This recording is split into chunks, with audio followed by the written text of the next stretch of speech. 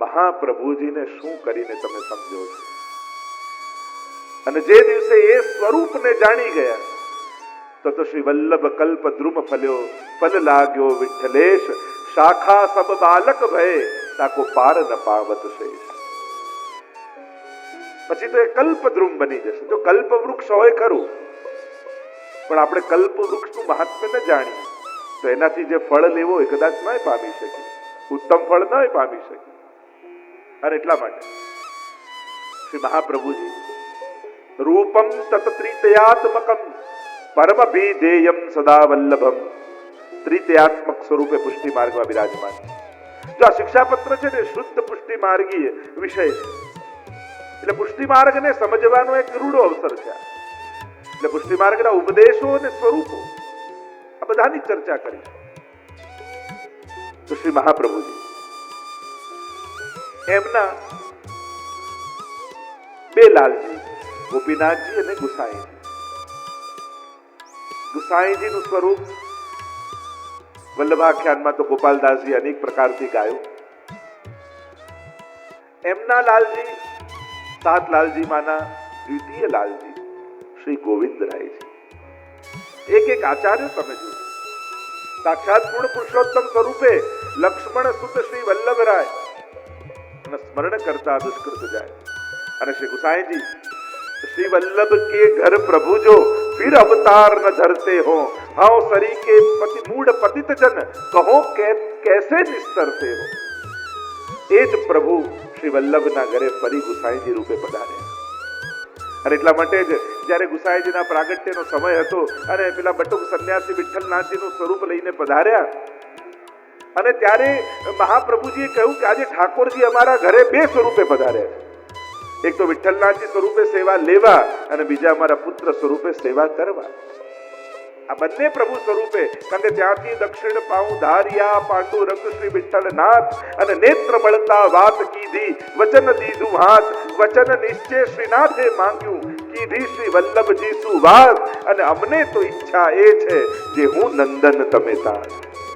વલ્લભાખ્યાનમાં જેમ કહ્યું કે સ્વયં પાંડુરંગ વિઠ્ઠલનાથને જ્યાં અને પંઢરપુર મહાપ્રભુજી પધાર્યા અને ત્યાં પ્રભુએ વચન માંગ્યું કે આપ હાથમાં હાથ મૂકીને મને વચન આપો. શું વચન આપને જોઈએ છે? તો કહ્યું આપ ગ્રહસ્થાશ્રમમાં પ્રવેશ કરો, મારે આપને ત્યાં બાળક બનીને પ્રગટ થવું. અને એટલા માટે એ જ પૂર્ણ પુરુષોત્તમ શ્રી ગુસાઈ. એમના સાત લાલજી, સાત જેમ ષટધર્મ અને સાતમું ધર્મી સ્વરૂપ, અને એમાં દ્વિતીય લાલજી શ્રી ગોવિંદરાય. એક લાલજીની ગાથા આ અમારા ગોપાલદાસ 9મા આખ્યાનમાં ગાય છે. એટલે હરિરાયજીનું સ્વરૂપ સમજાવું છું તમને.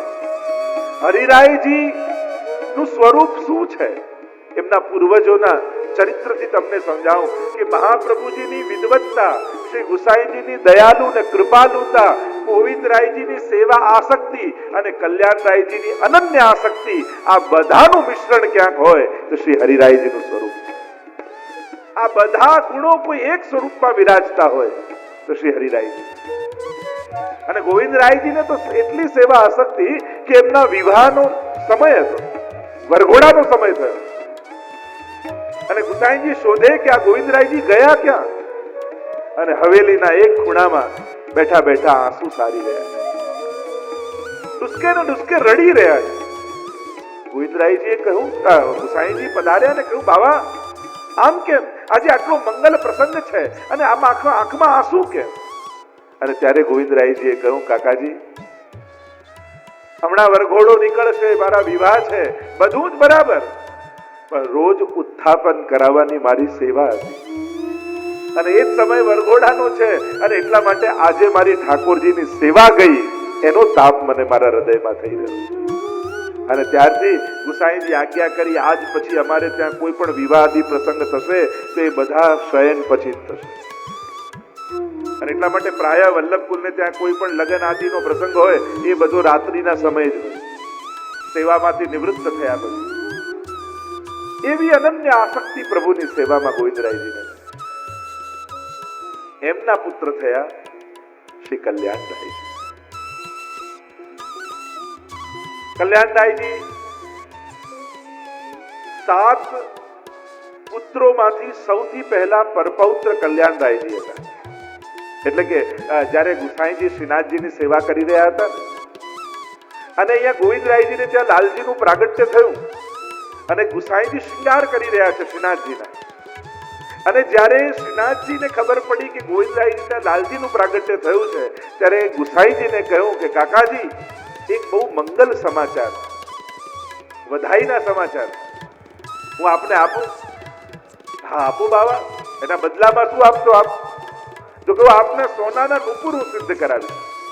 અને ત્યારે ગુસાઈજી જ્યારે આમ કહ્યું ત્યારે ગુસાઈજીને સ્વયં શ્રીનાથજી વધાઈ આપી કે કાકાજી આપ દાદાજી બની ગયા છે. આપને ત્યાં ગોવિંદરાયજીને ત્યાં લાલનનું પ્રાગટ્ય થયું છે. તો સાત લાલજીમાં સૌથી પહેલા પૌત્ર એ કલ્યાણરાયજી થયા. ગોવિંદરાયજીને ત્યાં પ્રથમ લાલજી થયા. અને કલ્યાણરાયજીને પણ એવી સેવામાં અનન્ય આસક્તિ. એકવાર ગુસાઈજીના કાકા કેશવપુરી એ પધાર્યા ગુસાઈજીને ત્યાં. બહુ મોટા મઠના મઠાધિપતિ હતા અને સંન્યાસની બહુ મોટી પરંપરા. અને કેશવપુરીજીને એમ થયું કે મારા ભાઈના લાલજીને ત્યાં મોટો પરિવાર છે અને મારા આટલો મોટો મઠનો વહીવટ, આટલા મોટો શિષ્ય સમુદાય, બીજાને કોઈને ત્યાંથી જો આ પદ સોંપવું એના કરતા મારા નિકટના સંબંધી છે એમના કોઈ એક લાલજીને માંગવું તો મારી આ મઠની પરંપરા આગળ ચાલે. અને આમ વિચાર કરી ગુસાઈજીને ત્યાં આવ્યા અને બધા જ લાલજીને બિરાજ્યા હતા. અને ત્યારે એમણે વિનંતી કરી કે હું કોઈ એક લાલજીને આપ મને આપો તો એમને મઠના મઠાધિપતિ બનાવી દો. આટલો મોટો મઠ છે અને આટલી મોટી પરંપરા, આટલો બહોળો શિષ્ય સમુદાય છે, બીજા કોઈને લઉં આ સ્થાન પર એના કરતા આપના પરિવારમાંથી કોઈ મને એક લાલજી આપો. અને ગુસાઈજીએ કહ્યું કે કાલે તમને અમે જવાબ આપીશું. બધા જ વિચારમાં પડી ગયા. કારણ કે મઠના મઠાધિપતિ બનીએ એ તો બધી જુદી વાત, પણ એ બનીએ તો અમારા ઠાકોરજીની સેવાનો લાભ જાય, અમારી સેવા છૂટી જાય અને પ્રભુને છોડીને બીજું કાંઈ પણ મળે એ અમને ખપે નહીં. અમને તો સેવામાં આનંદ છે.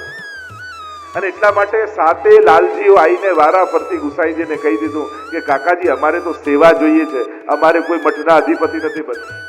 એ વૈભવ હોય તો એના ઘરે અમારે સૌથી મોટો વૈભવ અમારા ઠાકોરજીની સેવા છે, અમારે એનાથી અધિક બીજું કાંઈ નથી.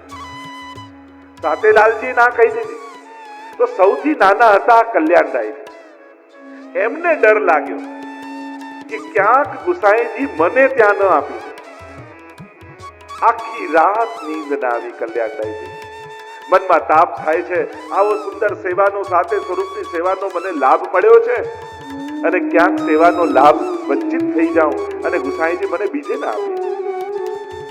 ભલે કેટલો મોટો વૈભવ પણ એ વૈભવ લઈને કરવું શું? મારા ઠાકોરજીની સેવા જાય. આખી દિવસ આખી રાત વીતી, નિંદ્રા ન આવી, આંસુએ રડી રહ્યા છે. સવાર પડી, કાકાજીની સામે, ગુસાઈજીની સામે કહેવાની હિંમત થતી નથી. હિંમત ભેગી કરી